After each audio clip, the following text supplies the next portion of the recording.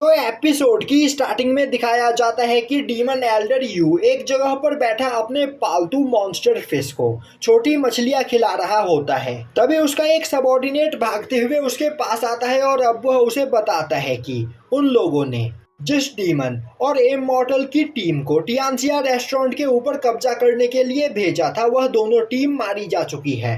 यह सुनते ही बगल में खड़ा एक डीमन बोलता है, यह तुम क्या बकवास कर रहे हो?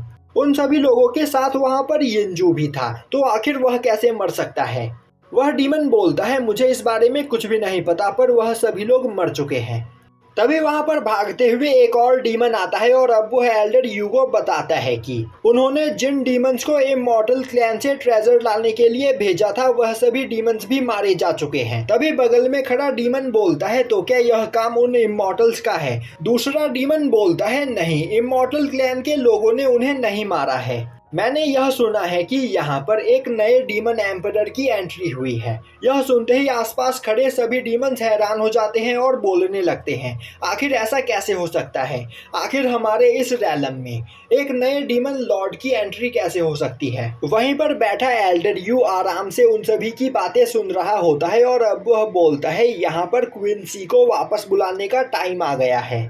अब सीन शिफ्ट होता है और हमें दिखाया जाता है कि एक छोटे से विलेज में कुछ लुटेरे विलेज के सभी लोगों को मारते हुए उनके पास मौजूद सभी कीमती चीजें लूट रहे होते हैं। वहीं पर उन्होंने कई सारे ट्रेजर्स को इकट्ठा कर लिया होता है और वह उन्हें देखकर बहुत ही ज़्यादा खुश हो रहे होते हैं। तभी एक छोटा बच्चा अपने हाथ में एक चाकू लिए उन लोगों पर अटैक करने के लिए आगे बढ़ता है, जो देखते ही एक पर्सन उस बच्चे की ओर आगे बढ़ते हुए बोलने लगता है, बेवकूफ़ बच्चे, तुम्हें हमें देखकर यहाँ पर कहीं छिप जाना चाहिए था, जिससे तुम जिंदा बच जाते, पर हमारे सामने आकर तुमने यहाँ पर अपनी मौत को दावत दी है, तो मरने के लिए तैयार हो जाओ। यह सुनते ही वह बच्चा पीछे हटने लगता है। वहीं पर वह अब काफी ज्यादा डर चुका होता है। वहीं पर बगल के ही एक रेस्टोरेंट में बैठा एक पर्सन आराम से अपना खाना खा रहा होता है और तभी वह लुटेरा उस बच्चे के ऊपर अटैक कर देता है, पर उसी वक्त उसका एक हाथ कटकर नीचे गिर जाता है और अब उस लुटेरे की पूरी बॉडी भी डिस्ट्रॉय हो जाती है। तभी उस रेस्टोरेंट के अंदर बैठा पर्सन बोलता है,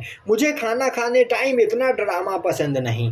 तभी उस लुटेरे के सभी साथी उस पर्सन को देखते हुए बोलने लगते हैं, आखिर तुम्हारी हिम्मत कैसे हुई हमारे साथी को इस जगह पर मारने की? हम तुम्हें अब जिंदा नहीं छोड़ेंगे। तभी वह पर्सन अचानक से उनके सामने से गायब होकर उनके पीछे आ जाता है और बोलता है, मैं देख पा रहा हूँ कि तुम सभी लोगों को कमजोरों को परेशान करने में काफी ज्यादा मजा आता है और मुझे इस तरह की चीजें बिल्कुल भी पसंद नहीं।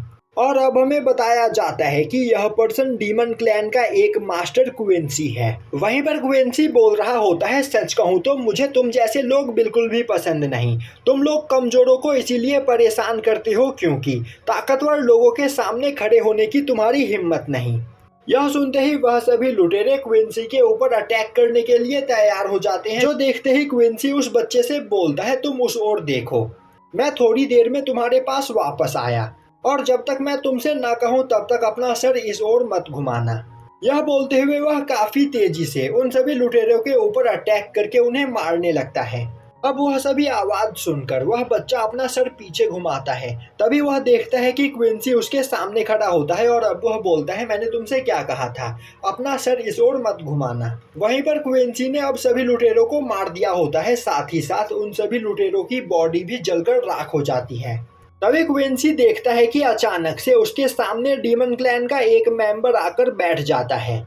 अब उसे देखते ही क्विंसी गुस्से में बोलता है, मैंने तुम लोगों से क्या कहा था, मैं एल्डर यू के अंडर काम नहीं करूंगा, तो आखिर तुम यहाँ पर मेरे पास क्या करने के लिए आए हो? तभी वह डीमन बोलता है, मास्टर क्विंसी, हमारा डीमन क्लैन अब यहाँ पर खतरे में है, जिस वजह से हमारे डीमन क्लैन को अभी के टाइम पर आपकी सबसे ज्यादा जरूरत है, तो प्लीज यहाँ पर हमारी मदद कीजिए।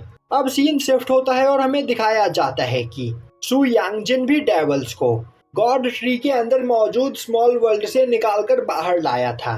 वह सभी लोग टियानसिया रेस्टोरेंट को रिपेयर कर रहे होते हैं। वहीं पर टियानसिया रेस्टोरेंट की ओनर सु यांग और सांगनिंग को अपने हाथों से चाय बनाकर पिला रही होती है। तभी सांगनिंग टियानसिया रेस्टोरेंट की ओनर से बोलती है, यहाँ पर अब कई सारे डेवल्स मौजूद हैं, पर यह जो तुम्हारी टेरिटरी है यह बहुत ही ज़्यादा छोटी है, तो क्या तुम अपनी इस टेरिटरी में इतने सारे डेवल्स को रख पाओगी? तभी टियानसिया रेस्टोरेंट की ओनर बोलती है, पिछले 10,000 सालों में डेवल्स को हमारे रैलम से पूरी तरीके से ख़त्म कर दिया गया और अब यहाँ पर डेवल्स के पास रहने के लिए कोई भी जगह नहीं बची हुई है। तो वह लोग जैसे तैसे करके इसी जगह में गुजारा करेंगे, क्योंकि डेवल क्लैंस के एरिया पर यहाँ पर डीमंस और इमॉर्टल्स ने कब्जा कर लिया है और उनके पास इतनी ज़्यादा पावर नहीं है कि वह दोबारा से अपने एरिया को उनसे जाकर वापस ले सके। तभी सुयांग खड़ा होते हुए बोलता है, यहाँ पर जो चीज़ तुम्हारी है उसे वापस पाने के लिए तुम्हें कभी भी फाइट से पीछे नहीं हटना चाहिए। यह सुनते ही वह लेडी खुश होते हुए बोलती है, मास्टर सुयांग, तो क्या आप इसमें हमारी मदद करोगे? चलो हम अभी अपने टेरिटरी को वापस से लेने के लिए चलते हैं। अगर हम लोग उड़कर जाएंगे तो जल्द ही उस जगह पर पहुंच जाएंगे। पर वहां पर सुयांग कुछ भी नहीं बोल रहा होता है, जो देखकर वह लेडी परेशान हो जाती है। तभी सुयांग बोलता है, असल बात तो यह है कि मुझे यहाँ पर उड़ना नहीं आता है, इसीलिए मैं तुम्हारी तरह उड़कर उस जगह तक जल्दी नहीं पहुँच सकता हूँ। अब सीन शिफ्ट होता है और हमें डीमन कार्सल का सीन दिखाया जाता है, जहाँ पर डीमन एम्परर के सामने पोटियान ने उस इमॉर्टल लड़की को मार दिया होता है और यह देखकर डीमन एम्परर को कुछ भी समझ में नहीं आ रहा होता है। तभी पोटियान उस इमॉर्टल लड़की के अंदर से उसकी सोल एनर्जी को बाहर निकालता है और अब वह डीमन एम्परर को वह दिखाते हुए बोलता है, इस सोल एनर्जी का यूज़ करते हुए हम लोग यहाँ पर काफ़ी पावरफुल वेपन बना सकते हैं, इसीलिए यह हमारे लिए बहुत ही ज़्यादा कीमती है और इस सोल एनर्जी के बदले एल्डर यू हमें मुंह मांगी रकम देते हैं। साथ ही साथ इन सोल एनर्जी के बदले एल्डर यू ने हमें कई सारे खतरनाक ट्रेजर्स भी दिए हैं, जिनका यूज़ करके हमारी पावर यहाँ पर बहुत ही ज़्यादा बढ़ गई है। यह सुनते ही डीमन एम्परर गुस्से में बोलता है, पोटियान, तो क्या यहाँ पर तुम अपने फ़ायदे के लिए दूसरे क्लैन के लोगों को मार रहे हो? क्या तुम मेरे द्वारा बनाए गए पहले रूल को भूल गए? हमें अपने फ़ायदे के लिए किसी भी निर्दोष को नहीं मारना था। तभी वहां पर बैठा हुआ एल्डर बोलता है, डीमन एम्परर, अब यहाँ पर टाइम पहले से बहुत ही ज़्यादा बदल चुका है और अगर आज के टाइम पर भी हम आपके द्वारा बनाए गए पुराने रूल्स को फॉलो करते रहे तो हम यहाँ पर एक दिन भी सरवाइव नहीं कर पाएंगे। और सच्चाई तो यह है कि आपके द्वारा बनाए गए सभी रूल्स घटिया थे और उनकी वजह से हमारी हालत यहाँ पर ख़राब हो गई, पर एल्डर यू ने हमारी जान बचाई। और अब वह भागते हुए जाकर अपने ट्रेजर रूम का दरवाज़ा हटाता है और हंसते हुए बोलने लगता है, देखो एल्डर यू की वजह से हमें यहाँ पर कितना ज़्यादा प्रॉफिट हुआ है।